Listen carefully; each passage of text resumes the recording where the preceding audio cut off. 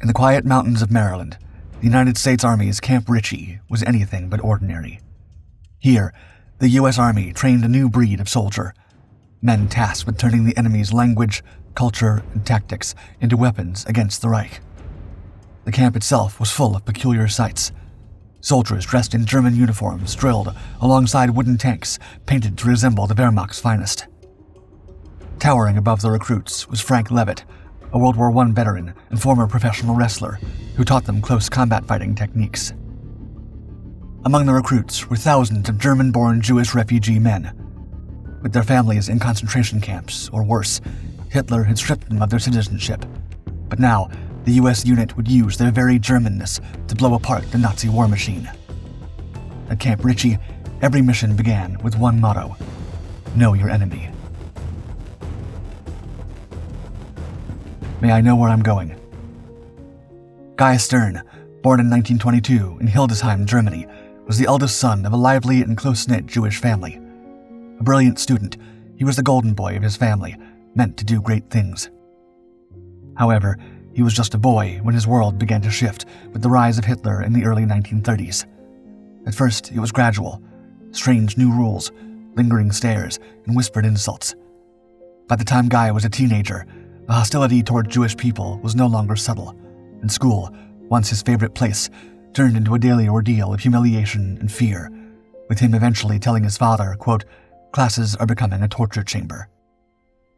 In 1937, with the future growing darker by the day, Stern's father tried to get the family out of the country and into the United States. However, the relief program could only send one member, and Guy's parents made an agonizing decision. Their eldest child was the one to travel to America. At only 15 years old, Guy Stern clutched a small suitcase with a few of his belongings, said goodbye to his family, and left on a train and then a ship towards a new continent. Once relocated, the teenager found a new home with an uncle and aunt in St. Louis, Missouri, who did their best to support him. From then on, Guy threw himself into his studies, learned English, and worked as a busboy to pay his way through school. With time, letters from home came less frequently as war engulfed Europe. When the sudden attack on Pearl Harbor happened in 1941, the event gave Stern, now a college student, a purpose he couldn't ignore, recalling, quote, "I had an immediate visceral response to that, and that was, this is my war for many reasons. Personal, of course, but also this country. I was really treated well." Rushing to enlist, Stern was rejected for having been born outside the country. Though the rejection stung, Guy pressed on, continuing his education while waiting for another chance.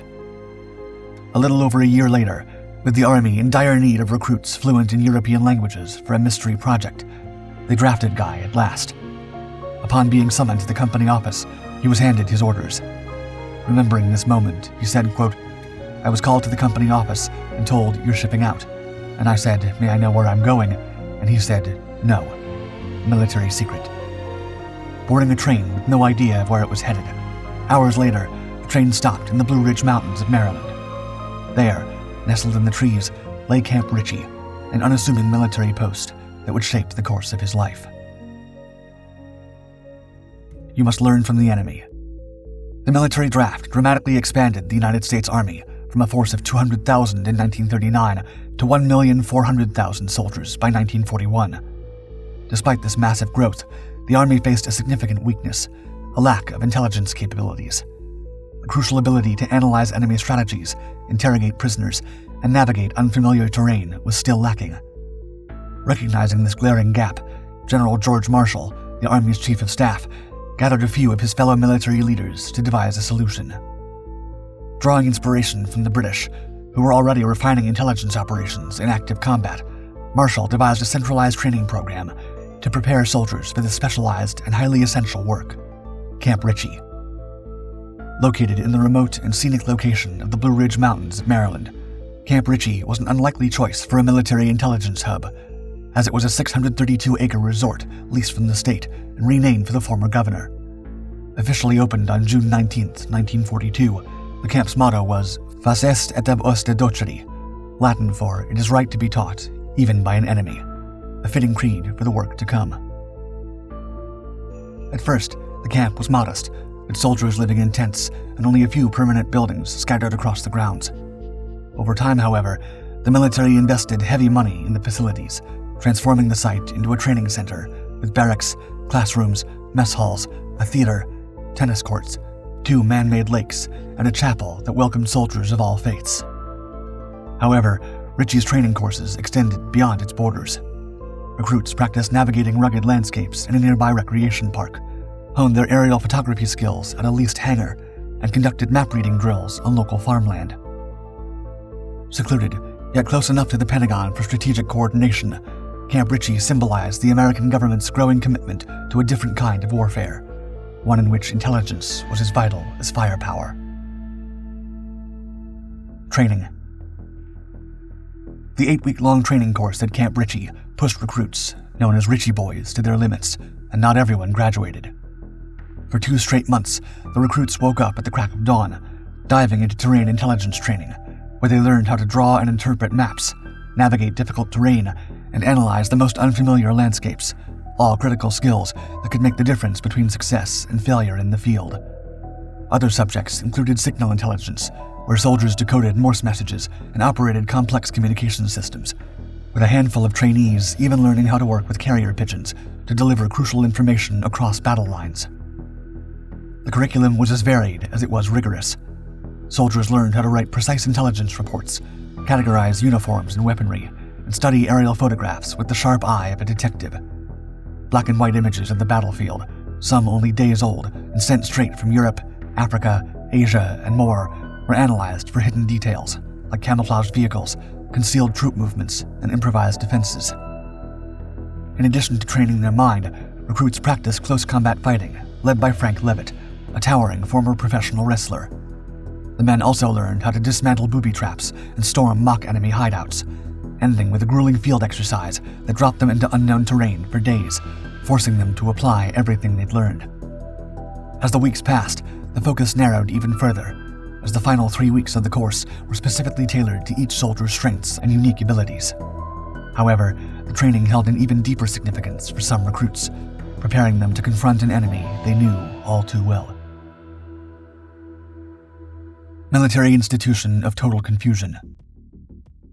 The recruits at Camp Ritchie were unlike those at any other military training center. While all were expected to meet the same standards, be physically fit, educated, and able to work well with others, the camp stood out for its diversity.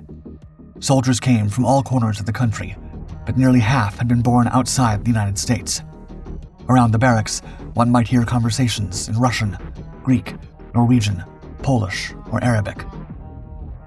Among them were approximately 2,000 Jewish refugees, men like Guy Stern, who had fled Nazi persecution and found a new purpose in the U.S. Army. These foreign recruits were uniquely equipped for the role of interrogators, and their fluency in German and intimate knowledge of the culture gave them an edge no classroom could replicate. But their motivations ran deeper. According to Dr. David Frey, a history professor at the United States Military Academy at West Point, quote, "They knew what life was like under the Nazis, and they wanted to defeat them." After a grueling day-long train ride, Guy Stern finally arrived at Camp Ritchie. As he stepped onto the grounds for the first time, the bustling training facility immediately stood out to him. While officially called the Military Intelligence Training Camp, abbreviated as MITC or MITC, to Stern and his fellow recruits, it quickly earned a different nickname, recalling, quote, "We quickly nicknamed from its legitimate interpretation to Military Institution of Total Confusion."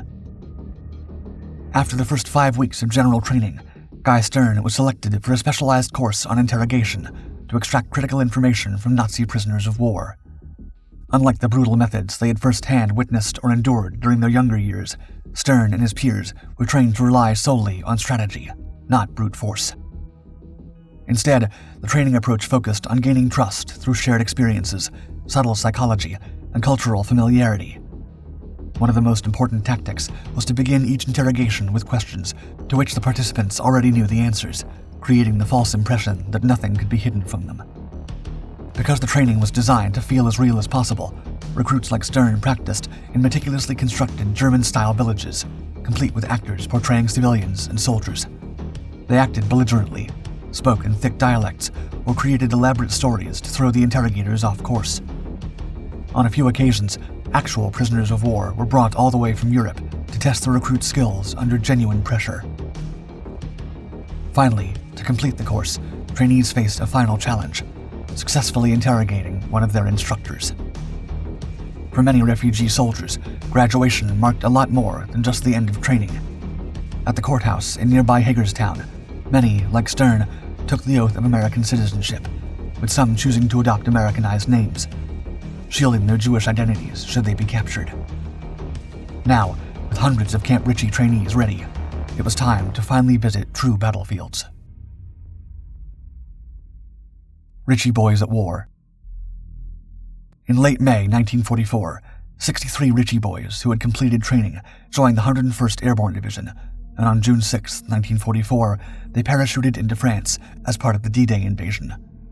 Others soon followed, landing on the beaches or coming ashore in the days after, embedded in 6-man teams alongside various army units. As Guy Stern and his team approached Normandy, the dark waters of the English Channel churned around them.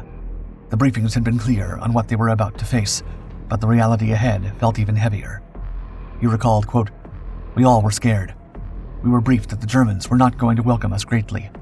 As a Jew, I knew I might not be treated exactly by the Geneva rules."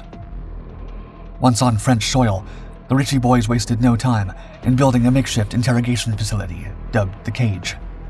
Framed by barbed wire and surrounded by thick and sticky mud, conditions were harsh, with both prisoners and interrogators sleeping on the ground. Nevertheless, the team pressed on, extracting critical intelligence day in and day out. Their most crucial tool was the Order of Battle, a highly detailed manual written by dozens of contributors that mapped the entirety of the Wehrmacht structure, from unit hierarchies to commander names, with every Ritchie boy memorizing its contents. Stern's first interrogation was far from smooth. The prisoner, a wiry German soldier, sat stone-faced across from him in the makeshift barbed wire cage. Stern knew the soldier wouldn't crack easily, but he was clear on his job, recalling, quote, "Our orders were to get tactical and strategic information that was directed at what we could do to further the war goals." But as the minutes turned into hours, every single one of his questions was met with silence or a curt response, and Stern began to feel the weight of frustration creeping in, the sounds of artillery and gunfire in the distance adding further pressure. Suddenly, without warning, the ground shook as a shell exploded only a few feet away, throwing dirt and debris into the air. Stern instinctively dove for cover, hitting the ground hard alongside his prisoner. Dust filled his lungs, and the ringing in his ears made everything sound muffled, recalling, quote, "We hit the ground, and I immediately got up after that shell had landed. He must have reckoned that I was a particularly brave man to get up that early." The German soldier stared at him, visibly shaken, and Stern seized the opportunity, steering the conversation back to his questions. The prisoner, clearly disoriented, began to talk. That interrogation would be the first of many. Quote, "After that, I was on the road to interrogate him, and after him, thousands of prisoners." From that point on, as the Allied forces advanced across Europe, the Ritchie boys became an integral part of nearly every major battle, interrogating thousands of Nazi soldiers, war criminals, and civilians, extracting vital details about enemy strength, troop movements, and defensive strategies. Each night, they compiled their findings into detailed reports, typed them up in the field, and sent them up the chain of command. It didn't take long for them to uncover a powerful tool in their psychological arsenal: the Nazis' overwhelming fear of Russian captivity. Most of the time, resistant prisoners could often be swayed by a subtle change in approach. If that didn't work, they might face Guy Stern or one of his fellow Ritchie boys dressed as a Russian officer, their cold demeanor enough to make many break their silence. The breaking point. By the summer of 1944, German forces in Normandy were overwhelmed as the Allies gained ground. In August, Paris was liberated, and Nazi troops were pushed out of France. However, Hitler refused to concede, and in the Ardennes region of Belgium, the Germans launched a powerful counterattack, marking the beginning of the Battle of the Bulge. During this, not all Ritchie boys would return home. On December 16, 1944, during the chaos of the Battle of the Bulge, Murray Zappler and Kurt Jacobs, both Jewish refugees from Germany and skilled interrogators, captured a group of German soldiers. But their success was short-lived, as only days later, a sudden German counterattack overwhelmed their American unit, forcing them to surrender. Among the prisoners, the German captives learned of Zappler and Jacob's identities, and the duo was separated from the other Americans. As the Nazis did so, German officer Kurt Bruns reportedly stated, quote, "The Jews have no right to live in Germany." The Ritchie boys weren't limited to the European theater. They also played pivotal roles in the Pacific, contributing to the assaults on Guadalcanal, Okinawa, Iwo Jima, and the Philippines, proving invaluable whenever intelligence was needed. In Europe, the group was instrumental in liberating Paris and continued with Allied forces into Germany, where the war eventually ended. According to a U.S. Army report, nearly 60% of the intelligence gathered in Europe came from Ritchie boys. Some scholars argue that their contributions shortened the war by as much as 2 years.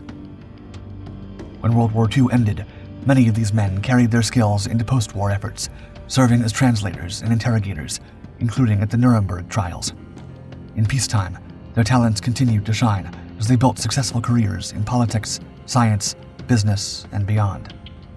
Guy Stern, who earned a Bronze Star Medal for his United States military service and later became a professor of literature and German language, never saw his family again. According to him, quote, "We were fighting an American war, and we were also fighting an intensely personal war. We worked harder than anyone could have driven us. This was our war." Despite being relatively unknown until the release of a 2004 documentary, the Ritchie boys were part of a covert American intelligence unit whose deep understanding of the German language and culture played a vital role in securing the Allies' triumph over Hitler. According to U.S. Senator Chris Van Hollen, quote, "These soldiers' military intelligence skills were a critical asset to the Allied forces and saved countless lives. We must ensure that the courage and sacrifice of the Ritchie boys is recognized and never forgotten."